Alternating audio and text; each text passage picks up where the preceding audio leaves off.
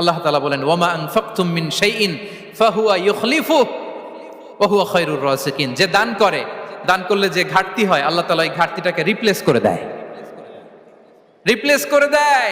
বিষ্ণু ইসা ইসলাম বলেছেন মা নাকাসা মালু আবদিন মিন সাদাকা। চ্যারিটি করলে, দান করলে আল্লাহ তার সম্পদ কখনো কমায় না। প্রতিদিন সকালবেলা দুজন ফেরেশতা নেমে বলতে থাকে আল্লাহুম্মা আ'তি মুনফিকান খালাফা, আল্লাহুম্মা আ'তি মুমসিকান চালাফা। ফেরেশতা দুজন বলে আল্লাহ যে দান করলো, দানের কারণে যে ঘাটতিটা হলো এটা তুমি মেক আপ করে দাও, এটা তোমার পক্ষ থেকে বারাকা দিয়ে রিপ্লেস করে দাও। আর যে ধরে রাখলো, কৃপণতা করলো, ওর সম্পদকে আল্লাহ তুমি ধ্বংস করে দাও।